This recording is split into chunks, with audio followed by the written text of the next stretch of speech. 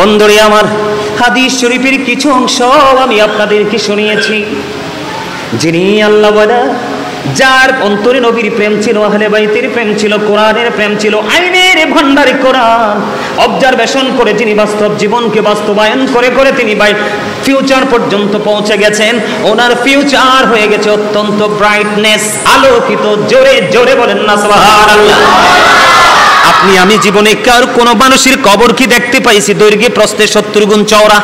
কথা কয় না। দৈর্ঘ্যে প্রস্থে 70 গুণ চওড়া আমরা কখনোই দেখিনি, কিন্তু আসলে কবরটা তার জন্য জান্নাতের বাগান। কিন্তু বন্ধু, যিনি মুনাফিক, যিনি আল্লাহ আল্লাহ রাসূলের বিধানের অমান্য করেছে, নিজের গায়ের জোর খাটিয়ে খাটিয়ে চলেছে, আলেম ওলামাদের কথা শুনেনি, খতিব সাহেবদের কথা শুনেনি, আলেমদের কথা শুনে নিজের বাস্তব জীবনটাকে তিনি ডেভেলপ করতে পারেনি, ওই ব্যক্তি যখন বন্ধু কবরে যাবে, কবরে যাওয়ার সঙ্গে সঙ্গে আল্লাহ রাব্বুল আলামিন তার জন্য এমন একটা ব্যবস্থা করে রাখবে, তাকে প্রশ্ন করা হবে, সে কোনো উত্তর দিতে পারবে না। এর মধ্যে সবচেয়ে বড় ভয়ঙ্কর হলো রাসূল। রাসূল সম্পর্কে যখন প্রশ্ন করবে রে, সে সঠিক কোনো উত্তর দিতে পারবে না। সে বলবে মানুষ যা বলতো আমিও তা বলতাম, মানুষ যেইভাবে রাসূলকে চিনেছে, নবীকে চিনেছে, আমিও সেইভাবে চিনতাম। আল্লাহ রাব্বুল আলামিন সঙ্গে সঙ্গে মাটিকে একটা ডাক দিয়ে বলবে, মাটি রে তুই তাকে এমন ভাবে চাপ দে, মাটি এমন ভাবে তাকে চাপ দিবে। হাদিস শরীফের মধ্যে এসেছে বন্ধু, তার একটা হাড়ের ভিতর আর একটা হাড় ঢুকে যাবে মাটির চাপে। দুঃখজনক হলেও সত্য রে। কেমন করে বন্ধু তোমাদের হৃদয় পর্যন্ত আমার প্রাণের নবীর পবিত্র জবান মোবারকের কথাগুলো আমি ঢুকিয়ে দিতে পারবো আমি জানি না। আল্লাহ রাসূল বলে দিয়েছেন, আমি আগে কোরআনটা শেষ করি, তারপরে আমি আবার হাদিসে যাব। এইখানে আমি একটু কোরআন যুক্ত করতে চাই বন্ধু। হাদিস শরীফের মধ্যে এসেছে মাটি তাকে চাপ দিবে, একটা হাড়ের মধ্যে আরেকটা হাড় ঢুকে যাবে। কিন্তু বন্ধু আল্লাহ বলেছে লা ইয়ামুতু, আর মরতে পারবে না। আল্লাহু আকবার বলে না কেন? আরে আরো জোরে বলেন না, আল্লাহু আকবার। লা ইয়ামুতু, people will not die that day, সেদিন মানুষ আর মরতে পারবে না। আল্লাহ বলেছেন ফিহা ওয়ালা ইয়াহইয়া, people will not be able to live that day, সেদিন মানুষ বাঁচতেও পারবে না। আল্লাহ আরো বলেছেন ওমা হুমান হাবিয়া গায়িবিন, people will not be able to escape that day, সেদিন মানুষ সেখান থেকে পালাইতেও পারবে না। দেখছেন নি কবর? আমি যে বলেছি না যে কবরে একটু পরে নিয়ে আসতেছি, বাঁচারও কি নাই সুযোগ নাই, মরারও পালাবারও। কি করবেন তখন? বন্ধুকে টেলিফোন করবেন, নেটওয়ার্ক তো নাই, কি নাই, কথা বলে না, ওখানে নেটওয়ার্ক নাই, একেবারে চিরতরে ছিন্ন করে দিবে আল্লাহ রাব্বুল আলামিন। বিজ্ঞান সব জায়গা পর্যন্ত প্রবেশ করতে পেরেছে, কিন্তু 3.5 হাত মাটির ঘরে আজও ঢুকতে পারেনি। এই জীবনে ঢোকার সুযোগ আরো জোরে বলেন না কেন? এখন আপনারা কি ভালো কাজ করে আজকের পর থেকে নতুন কোন গন্তব্যের দিকে হাঁটতে শিখবেন তো? কথা বলে না। আবার একটা হযরত আবু হুরায়রা রাদিয়াল্লাহু তাআলা আনহু থেকে একটা হাদিস বন্ধু বর্ণিত। আমার নবী কয়েকজন সাহাবীকে নিয়ে হাঁটতে হাঁটতে যাচ্ছেন। যাওয়ার সময় হঠাৎ করে তিনি একটা গোরস্থান দেখে গোরস্থানের পাশে বন্ধু তিনি দাঁড়িয়ে গেলেন। ইয়া রাসূলুল্লাহ, ইয়া হাবিবাল্লাহ, নবী গো, ও প্রাণের নবী কেন গো দাঁড়িয়ে গেলেন? নবীজি দাঁড়িয়ে গেলেন, খেজুরের ডাল বন্ধ ভাঙলেন। এই কবরের পাশ থেকে খেজুরের ডাল ভাঙলেন, খেজুরের ডাল ভেঙে তিনি 2টা টুকরো করে 2টা কবরের মধ্যে তিনি গেড়ে দিলেন। ইয়া রাসূলুল্লাহ, তার মানে কি? ইয়া হাবিবাল্লাহ, তার মানে কি? আমার নবী বলেছেন এই 2টা কবরের মধ্যে আযাব চলতেছে, আমি নবী দেখতে পেয়েছি।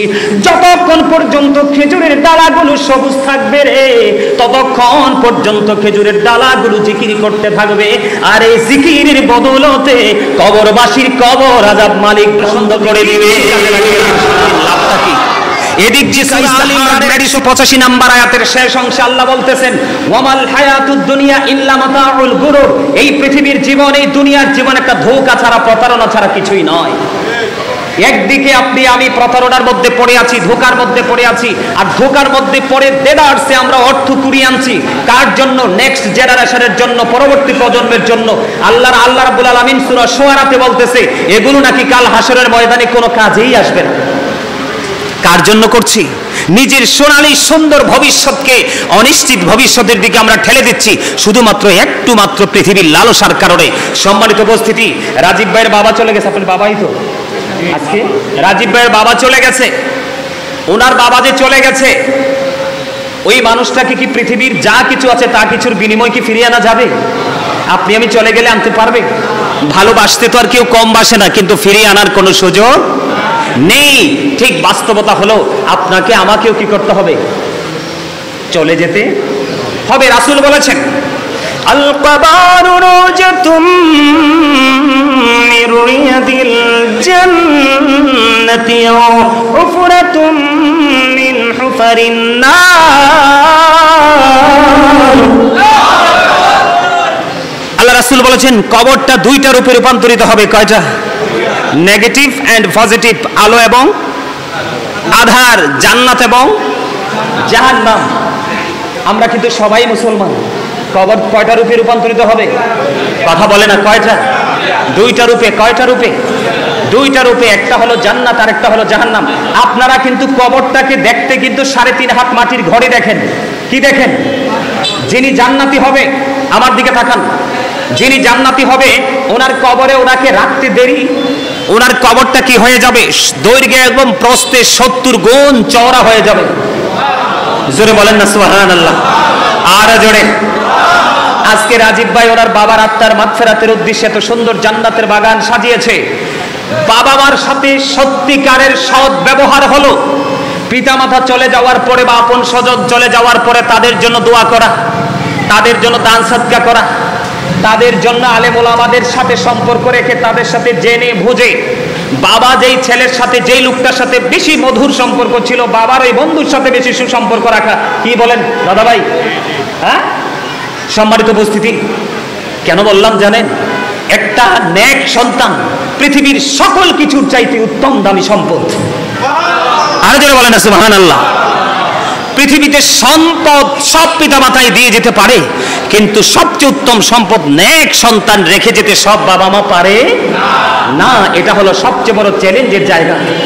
কবরটা, যিনি জান্নাতি ওনার কবরটা দৈর্ঘ্যে প্রস্থে 70 গুণ চওড়া হয়ে যাবে, নূরের আলোতে আলোকিত হয়ে যাবে। ফেরেশতারা তার সাথে কথোপকথন আলাপ আলোচনা করবে। তখন ফেরেশতারা তাকে বলবে আপনি কি চান? কয় আমি আবার পৃথিবীতে ফিরে যেতে চাই। সুবহানাল্লাহ বলেন না। আপনি কি চান? কয় আমি পৃথিবীতে আবার ফিরে যেতে চাই। কেন গো, কেন গো পৃথিবীতে আপনি আবার ফিরে যেতে চান?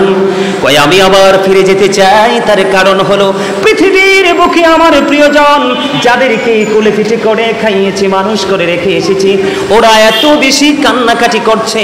তারা তো জানে আমি বিপদে পড়ে গেছি, না জানে কোন মহা সংকটে আমি পড়ে গেছি রে, কিন্তু আমার নসিব এত কল্যাণকর, এত মঙ্গলময়, চতুর্দিকে শুধু নূর আর নূর দেখা যায়।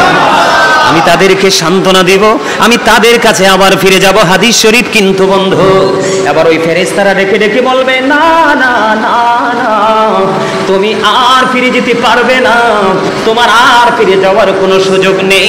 তোমাকে ঘুম পাড়িয়ে দিয়ে গেলাম, তুমি নতুন বরের মতো, নতুন দুলার মতো তুমি ঘুমিয়ে যাও, যতদিন না পর্যন্ত তোমার প্রিয়জন তোমাকে না রাখবে ততদিন পর্যন্ত।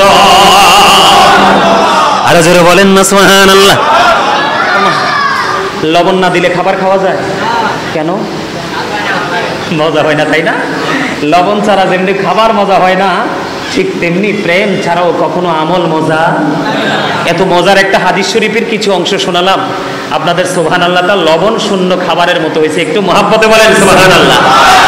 আপনারা তো জানেন না, রাসূল বলেছে তোমরা যখন জান্নাতের বাগানে যাও সেখান থেকে তোমরা কিছু ফল খেয়ে নিও। সুবহানাল্লাহ। ইয়া রাসূলুল্লাহ, ইয়া হাবিবাল্লাহ, নবী গো, এই জান্নাতের ফলটা কি গো নবী? আমার নবী জানিয়ে দিলেন জান্নাতের ফলটা হলো সুবহানাল্লাহ, আলহামদুলিল্লাহ, লা ইলাহা ইল্লাল্লাহ, সুবহানাল্লাহ, আলহামদুলিল্লাহ, লা ইলাহা ইল্লাল্লাহ, লা ইলাহা ইল্লাল্লাহ, লা ইলাহা ইল্লাল্লাহ। নবী আমার নূরের পুতুল, জগৎ করলেন উজালা, নবী আমার নূরের পুতুল, জগৎ করলেন উজালা। রোজ হাসরে করবেন তিনি উম্মতের ফয়সালা সুবহানাল্লাহ ইল্লাল্লাহ সুবহানাল্লাহ আলহামদুলিল্লাহ ইল্লাল্লাহ লা ইলাহা ইল্লাল্লাহ লা ইলাহা ইল্লাল্লাহ আরশ কুরসি লৌহ কলম সৃষ্টি জাহান ওসিলা আরশ কুরসি লৌহ কলম সৃষ্টি জাহান ওসিলা নিজে আল্লাহ খুশি হইয়া নাম রাখিলেন হাবিবুল্লাহ সুবহানাল্লাহ আলহামদুলিল্লাহ লা ইলাহা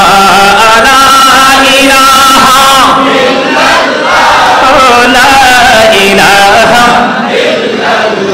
লা ইলাহা ইল্লাল্লাহ মুহাম্মাদুর রাসূলুল্লাহ সাল্লাল্লাহু আলাইহি ওয়াসাল্লাম।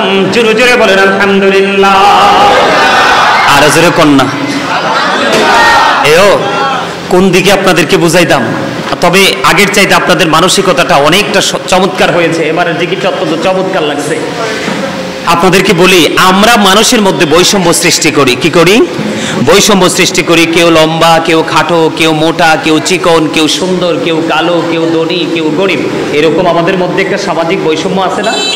আমরা যখন যে কোনো পরিবেশ যখন আমরা তৈরি করি তখন কিন্তু আমরা বৈষম্যটা তৈরি করি, কিন্তু আমাদের মধ্যে কোনো ধরনের বৈষম্যই নেই। আল্লাহ রাব্বুল আলামিন বলেছেন আমাদের সবাইকেই সুন্দর করে তিনি সৃষ্টি করেছেন। আরো যেরকম না ফি আই সূরাতিন মা শাআ রাক্কাবা। আরো জোরে আল্লাহ ক্রিয়েটেড দ্য মাইন্ড। কি বিউটিফুল স্মেসেস, কি চমৎকার। আল্লাহ রাব্বুল আলামিন বলতেছে আমাদেরকে আল্লাহ সুন্দর করে মন মতো করে আমাদেরকে গঠন করেছেন। জোরে জোরে কোন সুবহানাল্লাহ। এখন আমরা কি মন মতো পথে হাঁটি? এই মহাসাগরে যখন মানুষ পড়ে যায়, মহাসাগরে পড়ার পরে মানুষ কি করে? সাহায্যের জন্য হাউমাউ করে কাঁদে না? একটা খড়ও যদি দেখতে পায় সেটাকে ধরে বাঁচতে চায়। ঠিক কবরবাসীদের অবস্থাটা ঠিক তেমন। কবরবাসীদের অবস্থাটা কি আপনারা জানেন না? আব্দুল্লাহ ইবনে আব্বাস রাদিয়াল্লাহু তাআলা আনহু থেকে হাদিস বর্ণিত, হাদিস কানে এসেছে বাইহাকি শরীফের মধ্যে। কবরবাসীরা শুধু তার আপন স্বজন প্রিয়জনদের হাদিয়ার অপেক্ষায় তারা কবর অধীর আগ্রহে থাকে। জোরে বলেন না সুবহানাল্লাহ। আজকে আমাদের দেশে অনেক দাড়িওয়ালা টুপিওয়ালা একবার হয়েছে, কয় আপন জনের জন্য আপন স্বজনদের জন্য নাকি খাওয়ানো যাবে না, দোয়া করানো যাবে না, মিলাদ পড়ানো যাবে না। আপনারা কি যাবেনার পক্ষে না যাবের পক্ষে? আরে জোরে আজকে কি একবারে হৃদয় থেকে বলবেন? আজকে আপনারা সবাই রাজীব ভাইয়ের বাবার মৃত্যুবার্ষিকী উপলক্ষে এসেছেন আজকের এই নুরানি জলসায়। আপনাদের কি সত্যি আপনার আপন স্বজনের মৃত্যুর কথা কি একবারও মনে হয় নাই? এই জন্য আমার রাসূল বলেছেন আমি তোমাদেরকে শুরু থেকে নিষেধ করেছিলাম কবর জিয়ারত করার জন্য। পরে রাসূল আবার বলেছেন তোমরা কবর জিয়ারত করো, কারণ কবর যখন জিয়ারত করবে, কবরবাসীকে যখন স্মরণ করবে, তোমাদের অন্তরটা নরম হয়ে যাবে, তোমাদের ওই জায়গায় যাওয়ার কথাটা মনে হবে। এটাকে আমাদের হেদায়েতের জন্য, তাকওয়ার জন্য কি একটা গুরুত্বপূর্ণ ভূমিকা রাখে না? অবশ্যই রাখে। রাখে কি রাখে না? এই জন্য বলছি একটু মন দিবেন। সময় তো বেশি নাই, আমি শেষ করে দিব। আপনারা কি কেউ বিরক্ত হচ্ছেন? বন্ধুরে আমার, হাদিস শরীফের কিছু অংশ আমি আপনাদেরকে শুনিয়েছি। যিনি আল্লাহ ওয়ালা, যার অন্তরে নবীর প্রেম ছিল, আহলে বাইতের প্রেম ছিল, কোরআনের প্রেম ছিল, আইনের ভান্ডারে কোরআন অবজারভেশন করে যিনি বাস্তব জীবনকে বাস্তবায়ন করে করে তিনি ফিউচার পর্যন্ত পৌঁছে গেছেন। ওনার ফিউচার হয়ে গেছে অত্যন্ত ব্রাইটনেস, আলোকিত। জোরে জোরে বলেন না সুবহানাল্লাহ। আপনি আমি জীবনে কার কোনো মানুষের কবর কি দেখতে পাইছি দৈর্ঘ্যে প্রস্থে 70 গুণ চওড়া? কথা কয় না।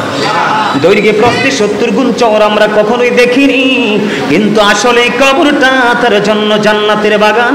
কিন্তু বন্ধু, যিনি মুনাফিক, যিনি আল্লাহ রাসূলের বিধানের অমান্য করেছে, নিজের গায়ের জোর খাটিয়ে খাটিয়ে চলেছে, আলেম ওলামাদের কথা শোনেনি, খতিব সাহেবদের কথা শোনেনি, আলেমদের কথা শুনে নিজের বাস্তব জীবনটাকে তিনি ডেভেলপ করতে পারেনি, ওই ব্যক্তি যখন বন্ধু কবরে যাবে, কবরে যাওয়ার সঙ্গে সঙ্গে আল্লাহ রাব্বুল আলামিন তার জন্য এমন একটা ব্যবস্থা করে রাখবে, তাকে প্রশ্ন করা হবে, সে কোনো উত্তর দিতে পারবে না। এর মধ্যে সবচেয়ে বড় ভয়ঙ্কর হলো রাসূল সম্পর্কে যখন প্রশ্ন করবে রে, সে সঠিক কোনো উত্তর দিতে পারবে না।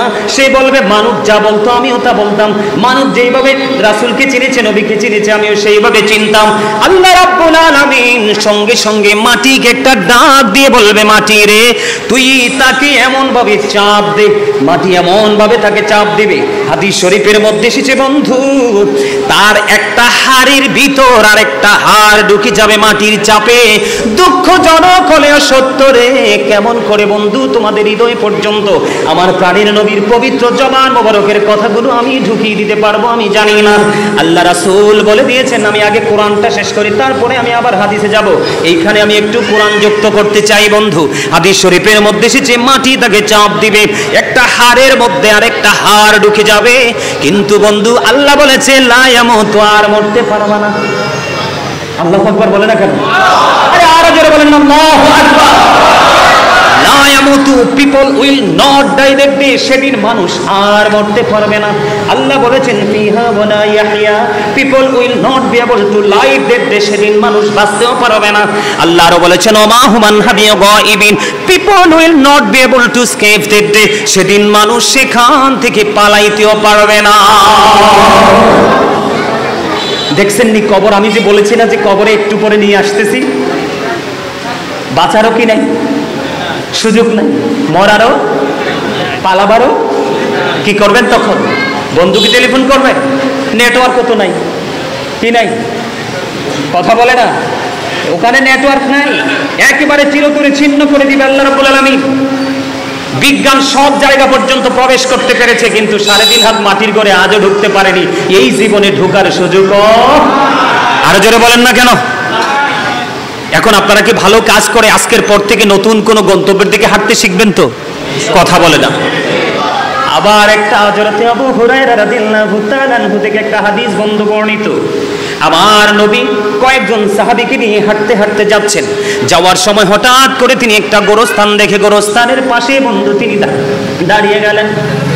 ইয়া রাসূলুল্লাহ, ইয়া হাবিবাল্লাহ, নবী গো, ও প্রাণের নবী কেন গো দাঁড়িয়ে গেলেন? নবীজি দাঁড়িয়ে গেলেন, খেজুরের ডাল বন্ধ ভাঙলেন, এই কবরের পাশ থেকে খেজুরের ডাল ভাঙলেন, খেজুরের ডাল ভেঙে তিনি দুইটা টুকরো করে দুইটা কবরের মধ্যে তিনি গেড়ে দিলেন। ইয়া রাসূলুল্লাহ, তার মানে কি? ইয়া হাবিবাল্লাহ, তার মানে কি? আমার নবী বলেছেন, এই দুইটা কবরের মধ্যে আযাব চলতেছে, আমি নবী দেখতে পেয়েছি। যতক্ষণ পর্যন্ত খেজুরের ডালাগুলো সবুজ থাকবে রে, ততক্ষণ পর্যন্ত খেজুরের ডালাগুলো জিকির করতে থাকবে, আর এই জিকিরের বদৌলতে কবরবাসীর কবর আযাব মালিক বন্ধ করে দিবে। Zika is the heart medicine.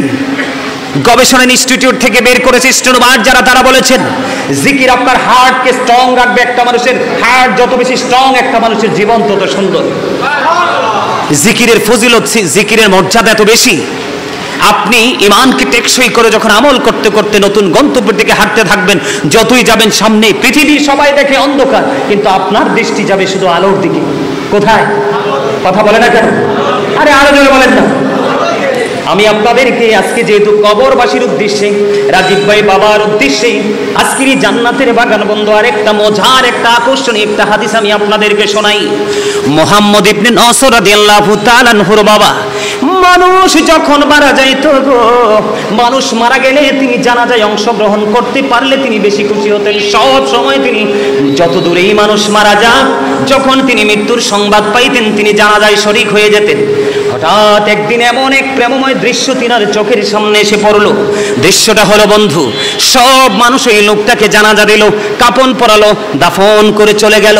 Muhammad ইবনে নসর রাদিয়াল্লাহু তাআলা আনহুর বাবা তিনি কবরের পাশে দাঁড়িয়ে রইলেন। হঠাৎ করে তিনি দেখতে পাইলেন জিন্দা যেন দুইটা মানুষ এই কবরটার মধ্যে ঢুকতেছে। সুবহানাল্লাহ বলেন না। উনি বলতেছে এরকম দৃশ্য দেখা তো থাক দূরের কথা, আমি কোনোদিন এমন গল্প শুনি নাই।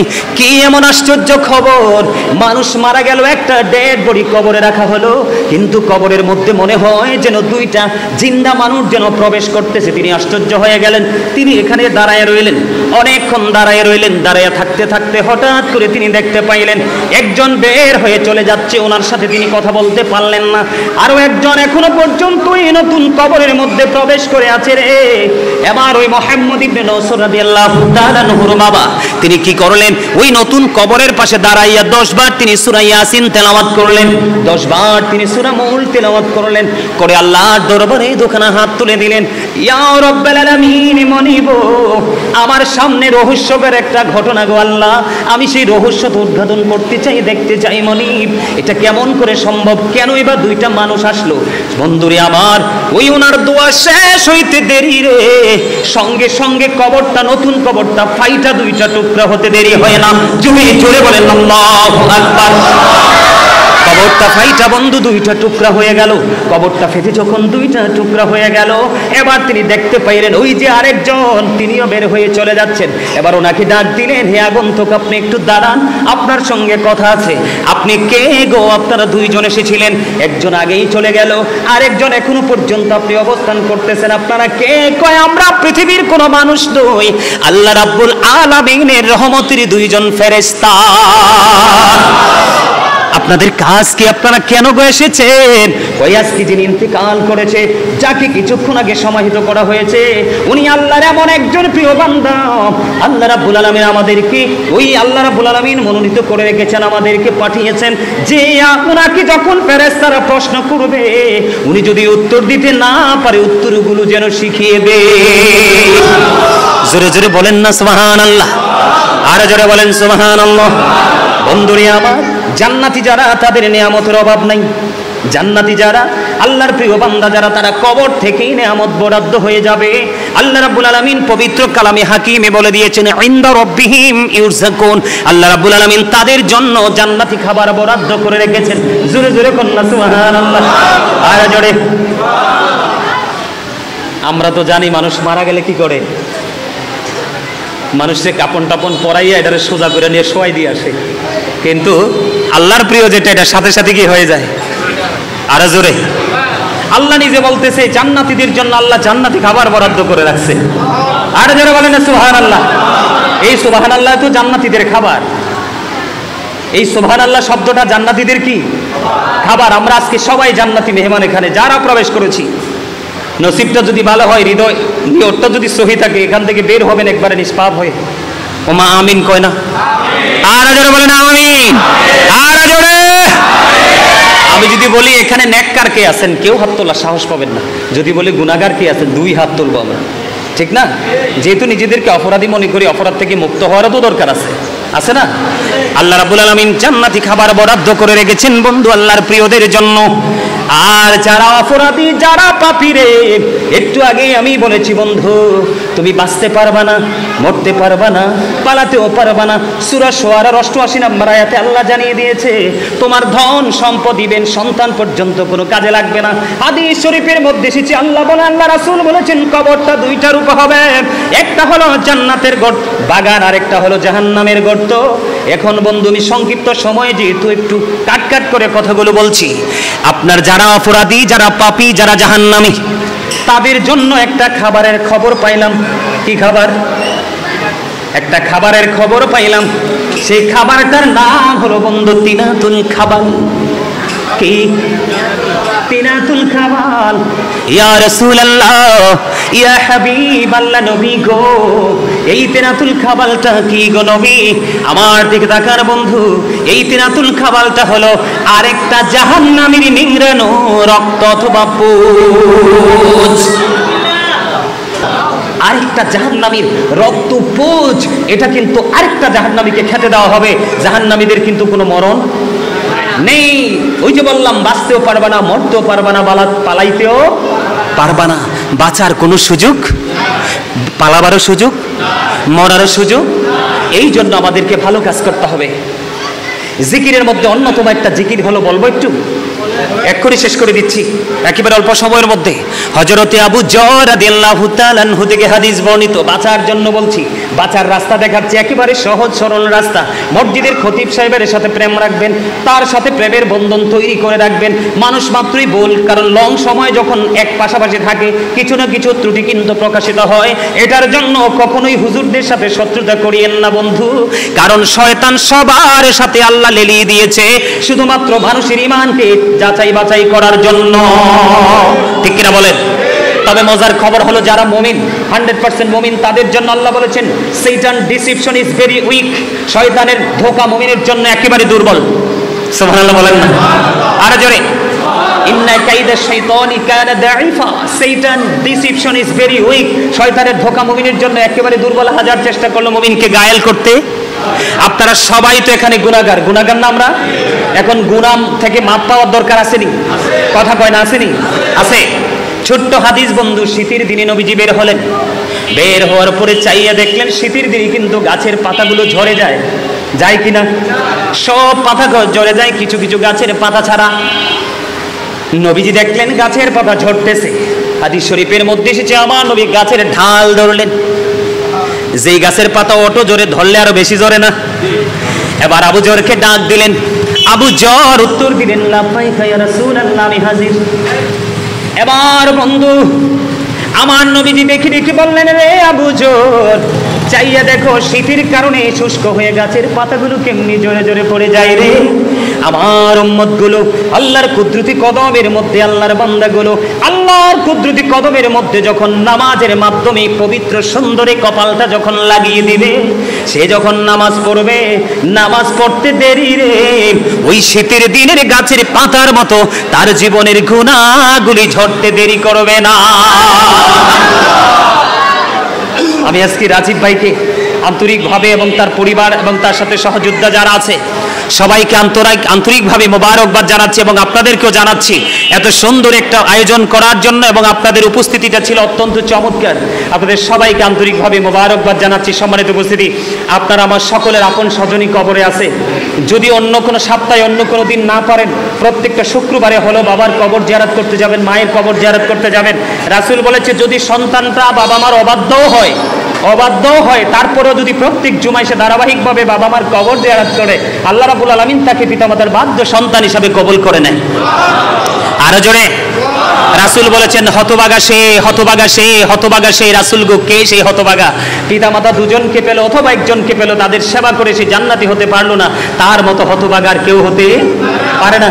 যাদের পিতামাতা কবরে চলে গেছে তাদের জন্য শুধু হাদিয়া পাঠাবেন, গরিবদেরকে খাওয়াবেন, আত্মীয় স্বজনকে দিবেন, শুধু আল্লাহকে বলে দিবেন আল্লাহ এই দান আমার বাবার জন্য হাদিয়া হিসেবে কবুল করে নাও। হাদিস শরীফের মধ্যে এসেছে আল্লাহ রাসূল বলেছেন পাহাড়ের ন্যায় বিশাল আকারে আপন স্বজনের কবরে হাদিয়া আল্লাহ পৌঁছে দেয়।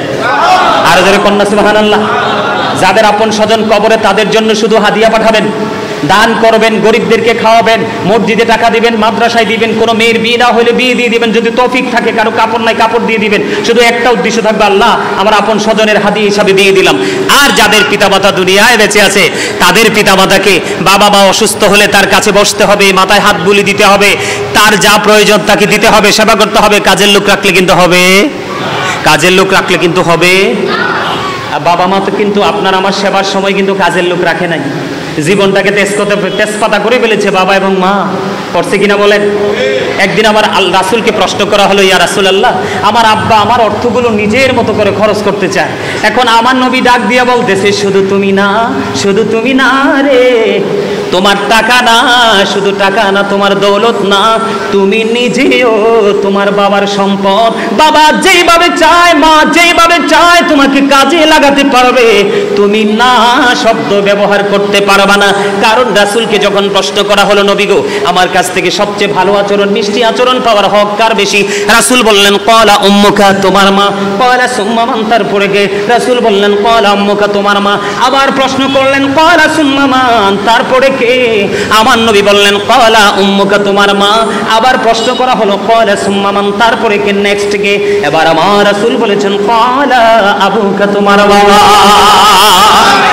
সম্মানিত উপস্থিতি, আপনাদেরকে আর কষ্ট দিতে চাই না।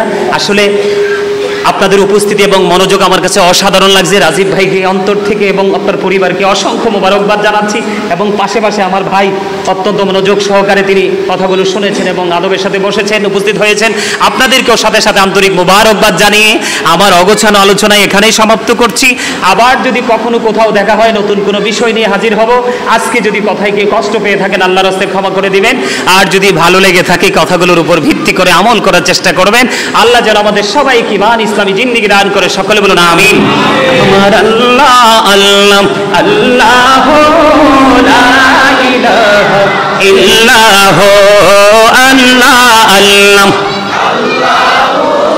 লা ইলাহা ইল্লাহ। আল্লাহ পাকের প্রিয় হাবিবি আসলেন এই ধরায়, আসুন সবাই দাঁড়াইয়া সালাম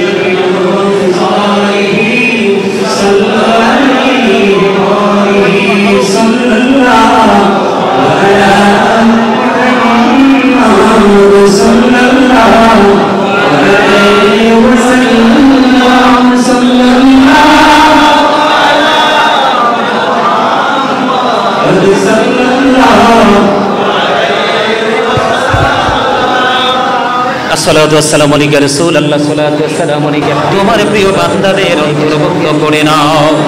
আল্লাহ রাজীব ভাইয়ের দাদা দাদি নানা নানি আত্মীয় স্বজন মাতৃকুল পিতৃকুলের মধ্যে আল্লাহ যারা পৃথিবী ছেড়ে চলে গেছে আল্লাহ মেহেরবানি করে আল্লাহ প্রত্যেকের কবরে হাদিয়া তুমি পৌঁছায়া দাও। মনিব ওনার মা দুঃখিনী দুনিয়ার বুকে বেঁচে আছে গো, ওনার মাকে তুমি নেক হায়াত তুমি বাড়িয়ে দাও। আল্লাহ আমি শুনেছি ওনার মা আমাকে পছন্দ করে সিলেক্ট করেছে আজকের এই প্রোগ্রামের জন্য। আল্লাহ গো এই ভালোবাসা যার এই আলমের প্রতি আল্লাহ এই মাকে তুমি কবুল ও মঞ্জুর করে দাও। ওনার জীবনের গুনাহগুলি তুমি মাফ করে দাও, ওনার হায়াতের মধ্যে তুমি বরকত দিয়ে দাও, ওনার বাকি জীবনটা যেন আমলের মধ্য দিয়ে অতিবাহিত করতে পারে সেই তৌফিক তুমি দান করে দাও। আল্লাহ ওনার চাওয়া ইয়া রাব্বাল আলামিন, জানি না দয়াল এই প্রেমময় মোনাজাত তোমার দরবারে আল্লাহ কতটুকু গ্রহণযোগ্য হবে আল্লাহ, তবে ইয়া রাব্বাল আলামিন বড় আশাবাদী তুমি কবুল করে নিও। আল্লাহ রাজীব ভাইয়ের মা জননীর বড় চাওয়া এই পরিবার থেকে যেন একজন আলেম বা কোরআনে হাফেজ হয়। আল্লাহ আমি তোমার কাছে দাবি রেখেছি আজকের অসংখ্য মানুষগুলো নিয়ে যার হাতটা তোমার পছন্দ হয় তার হাতের উসিলায় এই পরিবারের মধ্যে একজন কোরআনে হাফেজ এবং আলেম উভয় গুণে গুণান্বিত করে একজন তুমি সৃষ্টি করে দাও। ইয়া রাব্বাল আলামিন মেহেরবানি করে তাদের মনে যত পবিত্র আশা সব আশা তুমি পুরা করে দাও, তাদেরকে তোমার প্রিয় বান্দাদের অন্তর্ভুক্ত তুমি করে নাও। আল্লাহ রাজীব ভাইকে তুমি কবুল করে নাও, জীবনের গুনাহগুলি মাফ করে দাও, হায়াতের মধ্যে তুমি বরকত দাও, মানব সেবায় নিজেকে উদারভাবে নিয়োজিত রাখার তৌফিক তুমি দান করে দাও। রাজীব ভাই সহ ওনার ফ্যামিলির আরো যত সদস্য মা সন্তান সন্ততি বিবি ভাই বোন যারা আছেন চাচা জেঠা আল্লাহ কাছে এবং দূরের এবং আমার সঙ্গে আজকে যারা এই মাহফিলে উপস্থিত হয়ে এই গরমের মধ্যে বসে বসে আলোচনা শুনেছে সবাইকে তোমার কুদরতে তুলে দিলাম। সকলার জামিন তুমি আল্লাহ নিজে হয়ে যাও। আল্লাহ সকলার জীবনের গুনাহগুলি তুমি মাফ করে দাও, সকলার হায়াতের মধ্যে তুমি বরকত দিয়ে দাও। আল্লাহ যে পবিত্র আশা নিয়ে বসেছে প্রত্যেকের মনের আশা পুরা করে দাও। আল্লাহ তাদের আপন স্বজন যারা কবরে প্রত্যেকের কবর আযাব তুমি বন্ধ করে দাও। আল্লাহ প্রবাসে যারা আছে গো তাদের সবাইকে তোমার কুদরতি হাতে তুলে দিলাম, প্রত্যেকটা প্রবাসীর জামিন তুমি হয়ে যাও। আল্লাহ এখানে যারা চাকরি করছে পদোন্নতি দান করে দাও, ব্যবসা যারা করছে আয় বরকত বাড়াইয়া দাও। ইয়া রাব্বাল আলামিন ইয়া পাক পরওয়ারদিগার মেহেরবানি করে আল্লাহ যারা কৃষিকাজে নিয়োজিত তাদের কাজের মধ্যে তুমি বরকত দিয়ে দাও। এমনি করে করে যে প্রফেশনে আছে প্রত্যেকটা প্রফেশনের মধ্যে তার জন্য নিয়ামত বরাদ্দ করে দাও। ইয়া রাব্বাল আলামিন মেহেরবানি করে আমার পাশে বসে আছে আমার ভাই মুফতি বাকিরুল্লাহ সাহেব, আল্লাহ ওনাকে তুমি কবুল করে নাও, জীবনের গুনাহ মাফ করে দাও, হায়াতের মধ্যে তুমি বরকত দিয়ে দাও। আমি শুনেছি এক যুগের উপরে তিনি এখানে আছে গো, বোঝা যায় তাদের মধ্যে প্রেমের বন্ধন বড় শক্ত। এই বন্ধন যেন আল্লাহ সারা জীবন ধরে রেখে জীবন যাপন করতে পারে সেই তৌফিক তুমি দান করে দাও। আজকের মাহফিলের খবর সোনার মদিনায় তুমি পৌঁছায়া দাও। দয়া করে ক্ষমা করো মনিব আমার, ভিখারি রহিব বসে ছাড়িব না ধার, কহিবার নাহি কিছু আমি গুনাহগার, সব কিছু মেনে নেব পরওয়ারদিগার। ভালো মন্দ সবই আছে তোমার জমিনে, ধরিবে না দোষ প্রভু আশা রাখি মনে, ছোট বড় সব কাজে করো মেহেরবানি, তুমি তাসবি তুমি হাসবি তুমি রব্বানি, আদর করে বান্দা তুমি দয়াল বানায়া, কেমন করে জাহান্নামে ফালাইবা, কেমন করে জাহান্নামে ফালাইবা। আল্লাহ মরার আগে সোনার মদিনা তুমি দেখায়ো, মৃত্যু দশার আগে জীবনের গুনাহগুলো তুমি মাফ করে দিও। আল্লাহ যেদিন আখিরি বিছানায় শুইব আল্লাহ সেই ভয়ঙ্কর সময় বড় বিপজ্জনক সময় আমাদের সামনে তখন থাকবে। ওই সময় প্রাণের নবীজির নূরানি চেহারা মুবারক দেখাইয়া আমাদের প্রত্যেকের জবানে ও কলবে জারি করে দিও মধুর কালেমাটুকু লা ইলাহা ইল্লাল্লাহ মুহাম্মাদুর রাসূলুল্লাহ।